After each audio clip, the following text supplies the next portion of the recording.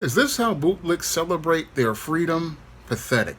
Just pathetic. Now available in paperback and e-readers, Spellbound, A Darker Shade of Black. Get your copy today at your favorite online bookseller. Billy Porter embarrassed himself and the black race by kissing the hand of President Joe Biden at a White House event. Now, President Joe Biden and Vice President Kamala Harris were hosting an early celebration of the Juneteenth holiday that President Joe Biden established back in 2021. And as they were having this celebration, there were guests along with Billy Porter, such as Gladys Knight, Patti LaBelle, and rapper Doug E. Fresh, who had been invited to the White House to celebrate Juneteenth. And as they were having this celebration, Billy Porter, who came to the celebration wearing a dress and a weave in his head or a wig, decided to kiss the hand of President Joe Biden,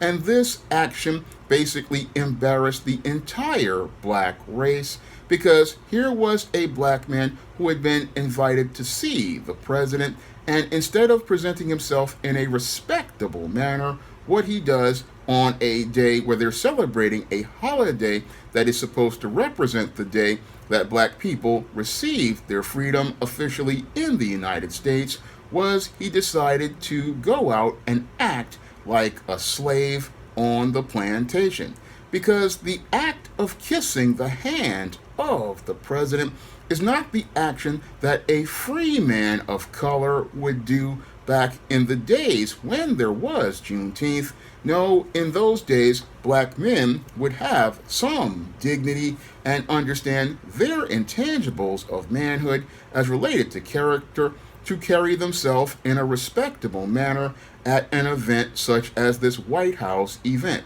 Unfortunately, when it came to Billy Porter, he doesn't understand about the intangibles of manhood and how to carry and conduct himself as related to his behavior as a man and a person of character as related to representing the race. And instead of him looking to show an example of black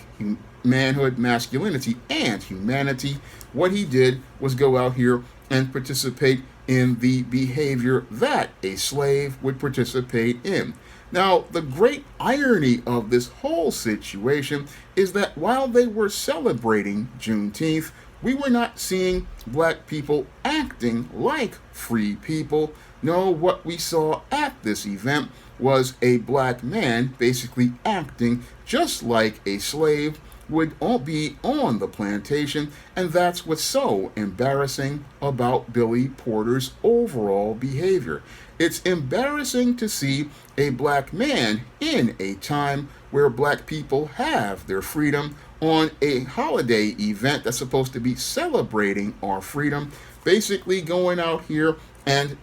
putting on a dress, stripping himself of his masculinity and his manhood, and then further deferring to the President of the United States, an elected official that black people vote for, and acting like he's some sort of slave plantation owner and acquiescing to him in a paternalistic fashion. Because the way Billy Porter was behaving was just like, again, a slave on a plantation, and because the slave basically deified the slave master, they saw the slave master like a god, and because they saw him like a human representation of God, what the slaves would do is again acquiesce to the slave master, and that's where Billy Porter's behavior again is embarrassing in an age where we have our freedom and we have all of our civil rights.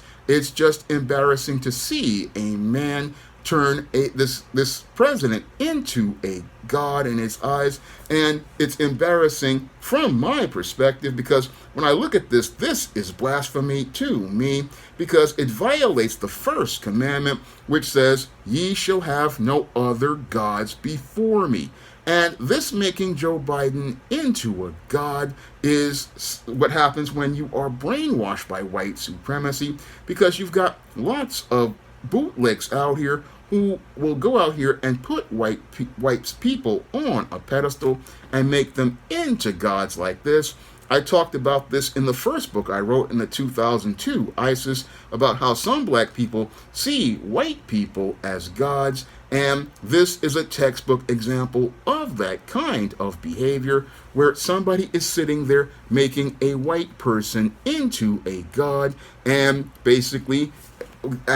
going out here and looking to kiss their hand because they are grateful to be in the presence of the God that they serve. And it's really, again, embarrassing in this age, but I know why Billy Porter was chosen to go to this event, because with Joe Biden's approval rating basically being in the low 30s, what he wanted to do at this event was go out here and find a group of black celebrities who would go out here and be the bootlicks that would basically represent to the black community that Joe Biden cares about black people, and be the kind of person that shows black voters that Joe Biden really cares about black people and really wants to do something in their best interest. However, when I look at this whole event, it really didn't show how much Joe Biden cared about black people. If anything, what it showed me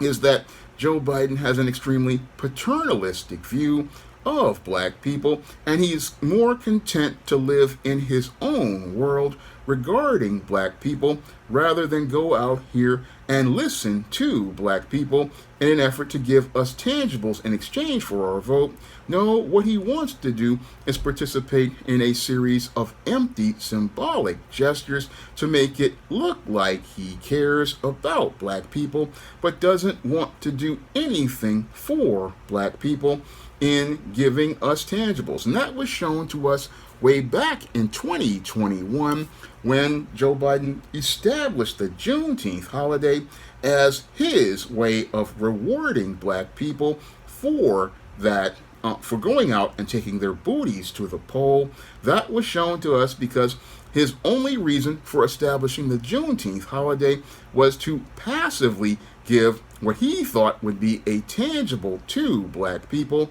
in this empty symbolic gesture, and go out and say, this is what I did for black people, when in actuality, aggressively, he was doing nothing for us at all. And if anything, he was basically reinforcing his whole passive-aggressive approach, where he told black misleaders like Al Sharpton and many others he would do nothing for black people. And now that his numbers are at an all-time low as related to his approval rating, and he sees Donald Trump starting to pull away from him at the polls, he's thinking that he can continue to do nothing for black people, and that black people will continue to look to vote for him because he believes he still has the codependent relationship that the slave master had with black people back during slavery. And because this paternalistic man believes that he still has this whole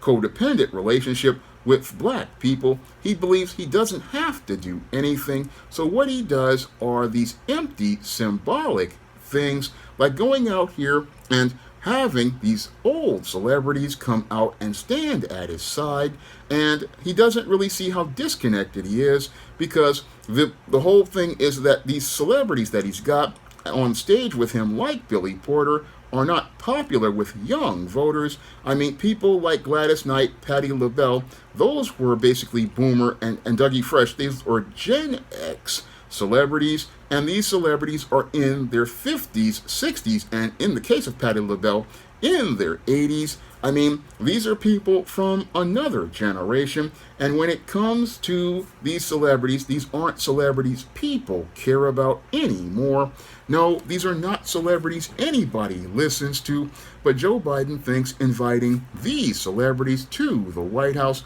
will have an influence on black voters to show us that he cares, but we see how disconnected and out of touch he is with the issues of black people by going out here and inviting these celebrities who basically acted like slaves on the slave plantation to celebrate a holiday that's supposed to symbolically represent us getting our freedom, and we're supposed to believe that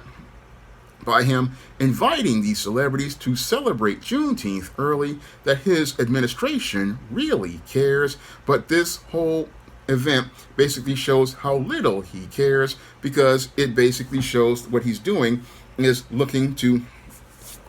pander to black people, because he believes black people basically worship celebrities. But when it comes to these celebrities, they're basically played out. And when it comes to the post-Gen X black community, we're tired of hearing from celebrities who get their consolation prize from white supremacy, because those celebrities really aren't about helping the black community. No, these bootlicks are all about getting theirs and screwing the black community. And once they get theirs and they get their empty, symbolic a gesture in these appearances, they basically go on about their business, and the black community suffers as these people basically exploit it. I mean, this whole event is no different than the rally that former President Trump had in the South Bronx, no different than that event that President Trump had, where, yes, Donald Trump came to the heart of one of the poorest areas of the black community, Crotona Park, but he didn't really say anything as related to about supporting a black agenda. And this whole event basically shows how disingenuous Joe Biden is, like Donald Trump, in not looking to do anything for the black community, because these bootlicks do not represent foundational black Americans like myself. No, these bootlicks do not represent me, and they do not represent my issues, and they are not talking about anything related to the black agenda, nor do they represent the black agenda, because we did not pick these individuals, and we did not pick this candidate to represent us or speak for us. So basically what Joe Biden is doing is trying to put his ringers up to represent black people in these black celebrities in the hopes of getting a black vote for him. And that would be just completely insane, as I see it, completely insane, because this man already told you back in 2020, after you took your booty to the poll to vote for him, he wasn't going to do anything for you, and it would be completely insane to vote for him again, because the definition of insanity is doing the exact thing and expecting a different result. And I'd have to say you'd have to be Arkham certified to support this candidate when you all over a black celebrity kissing this man's hand like he's some sort of king. I mean, I thought the United States was supposed to be a country that didn't have a monarch. I thought we were supposed to be a country where we were supposed to elect our officials, and our officials were supposed to serve us. But in this picture, we see how bootlicks see our president. They see him in a place where they see him as a deity or a king, and that comes from the dysfunctional codependent relationship that they learned from our ancestors on the slave plantation, where on the slave plantation they saw the slave master in that whole king and godlike position, and from that paternalistic viewpoint they learned to acquiesce to the slave masters. And that's what we saw here with Billy Porter, that was embarrassing to black people as a collective, because on a holiday it's supposed to be celebrating our freedom, he's basically acting just like a slave, and acting like a slave embarrasses black people as a collective and embarrasses us as a race all over the world, because instead of acting like somebody who has power over themselves, he's basically showing how much of a slave he is to white supremacy, and showing us all how spiritually and mentally broken he is, because he doesn't acknowledge his own masculinity on a global stage. He's got on a dress, again, embarrassing himself as a man. and embarrassing the race as a man because it's showing he is not really a man in a leadership position, but he was invited to the White House to basically represent black manhood and black masculinity in a negative light so that the world on a global stage could see black men in a weak position. And when you have a black man kissing the hand of a white man, that just is, again, embarrassing globally to black men's image, embarrassing to our optics. And this image basically is one that is burned in the minds of the world, sending a message to the world that nobody needs to respect black men, nobody needs to respect black male leadership, black male authority, or see black men as competent and capable. And again, this was deliberately done by design by the people who officiated this event. They looked to find the black men who they thought was the weakest. They found old, faded Doug E. Fresh, who's over 50 years old, to represent like the old slave. And then they found Billy Porter, the alphabet individual, who would show the weakness of black manhood and black masculinity. And then invited old women like Patti LaBelle and Gladys Knight, again, not representing the youth of the black community, not representing actual black leadership, not showing how black Joe Biden is serious about working with black people towards a black agenda. No, what was presented here symbolically was maintaining the status quo of the American slave plantation. That's what was represented here, in that you got the old mammies, you got the old slave, you've got the emasculated black male, and all of this is again done by design to show you that the Biden presidency is not about respecting black people or looking to help black people as related to maintaining our freedom by offering us tangibles to show that we are a part of the nation. Because if Joe Biden was serious about representing black people, the first thing he would have been doing was been talking to black people as related to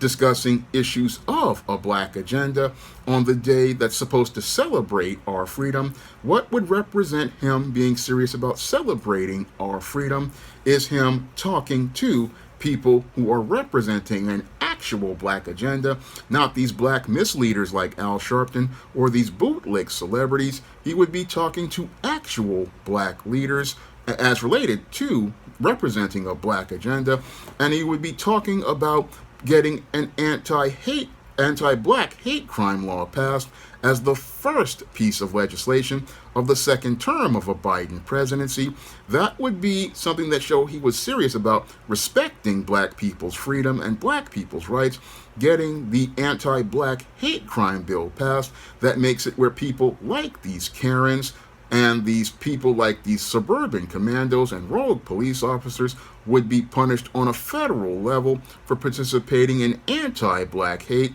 recently like the mass shooter who planned to murder black people at that Bad Bunny concert. We needed an anti-black hate crime bill to punish these individuals to let the world know you will not disrespect the rights of foundational black Americans. That's what will show that the Biden presidency is serious about representing the interest of black people, not some empty symbolic gesture like this with old beat-up celebrities and a bootlick again, sacrificing his intangibles of black manhood like his dignity and self-respect by deep work acting in front of the president of the United States that you elect at like a god. Again, this right here I took deep offense to because it was basically a man making Joe Biden into a god. And again, that's something that again is a violation of the commandments of the Bible as related to my beliefs. And again, I look at that and again it made me shake my head because this was again what many of the slaves who didn't know better did. They made white men into gods, and this was idolatry, plain and simple, and again embarrassing for us as a race and on the global stage, because here's a black man invited to an event that's supposed to represent our freedom, and instead of representing a man who was proud of his freedom to be able to be American and be in the president's presence by showing how much he respected himself as a black man, he showed how little respect he had for himself. And again, this whole incident was completely embarrassing because, again, the Juneteenth holiday was supposed to represent our freedom, and here we sadly have a black male acting like a slave. But what's even more disturbing is that this whole event was orchestrated to basically show that there were slave-minded people at this event representing celebrating our freedom. And that's the thing that we really need to take from this whole picture, that we have so many people brainwashed by white supremacy, and they're so brainwashed to the point that they don't know how to act like someone who is free, even though they have been given their freedom and an opportunity to stand up for themselves. They cannot stand up for themselves, and that's the whole sad thing. Even when these folks at this event were free, all of these black folks still sat there acting like slaves. Now, this was a video requested by one of my viewers, and they wanted me to talk about this subject in depth. And if you want me to talk about a subject in depth, you can send a donation of a minimum of $15 to the Cash App. And if I know something about that subject, or I can research that subject, I will make that video for you. And you can also send a donation to the PayPal for a minimum of $15. And again, if I know something about that subject, or I can research that subject,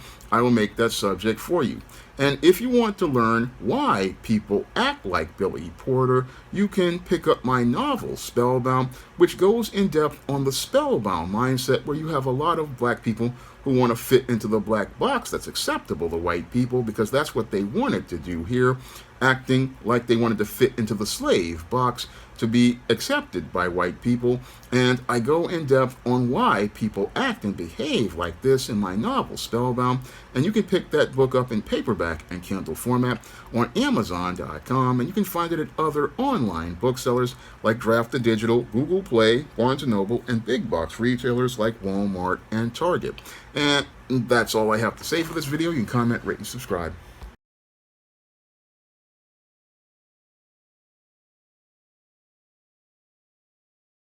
Now available in paperback and e-readers, John Haynes' Illuminati, a man who rules the world, takes on the head of the global elite in this all-new action-packed John Haynes series adventure. Get your copy of John Haynes' Illuminati in paperback and e-readers at Amazon.com and online booksellers everywhere.